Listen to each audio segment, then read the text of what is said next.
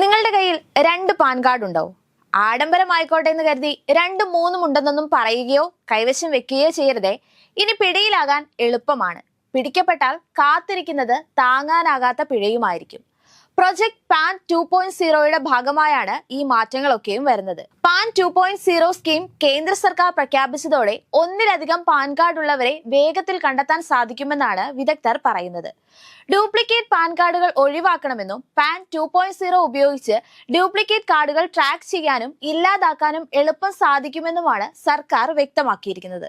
അതിനാൽ duplicate pan എത്രയും വേഗം ബന്ധപ്പെട്ട അധികാരികളെ ഏൽപ്പിക്കണം. അല്ലാത്തപക്ഷം ഡ്യൂപ്ലിക്കേറ്റ് പാൻ കാർഡ് ഉണ്ടെങ്കിൽ ആദായ നികുതി നിയമത്തിലെ സെഷൻ 272B പ്രകാരം ആദായ നികുതി വകുപ്പ് 10,000 രൂപ വരെ പിഴ ചുമത്താൻ സാധ്യതയുണ്ട്.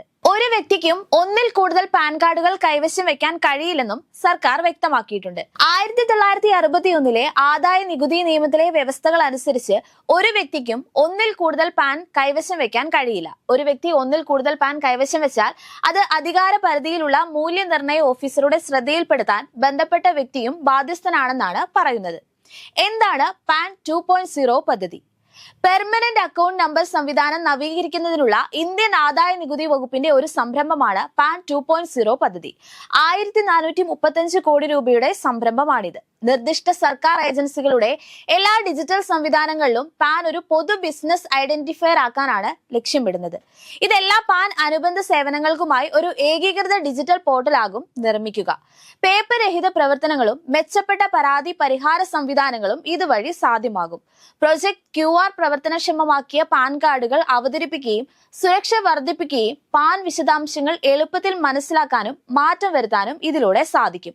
ഒന്നിലധികം ഐഡന്റിഫിക്കേഷൻ നമ്പറുകൾ അനാവശ്യമാണെന്നും ഒറ്റ ഐഡന്റിഫയർ കൂടുതൽ ഗുണം ചെയ്യുമെന്നും കേന്ദ്ര സർക്കാർ നേരത്തെ വ്യക്തമാക്കിയിരുന്നു. പാൻ ഒരു പൊതു ബിസിനസ് ഐഡന്റിഫയർ ആയി മാറ്റാനുള്ള ശ്രമങ്ങൾ ഏകീകരിക്കുകയാണ് ഈ പദ്ധതി ലക്ഷ്യമിടുന്നത്.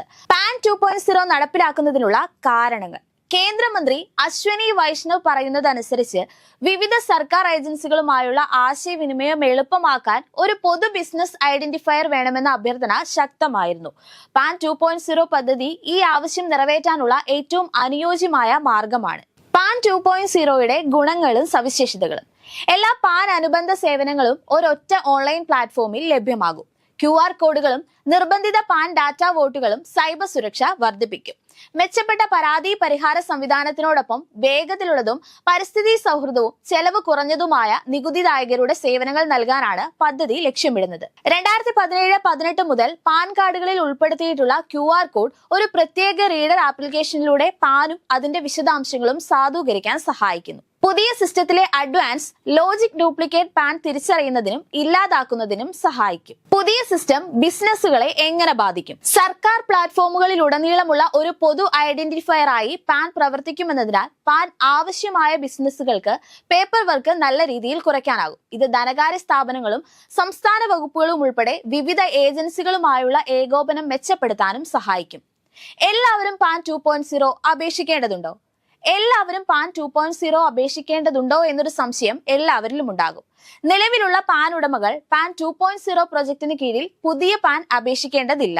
QR കോഡുകൾ ഇല്ലാത്ത പഴയ പാൻ കാർഡുകൾ ഉള്ളവർക്ക് ഓപ്ഷനിലായി പുതിയൊരെണ്ണം അഭ്യർത്ഥിക്കാം. പക്ഷെ അത് നിർബന്ധമല്ല.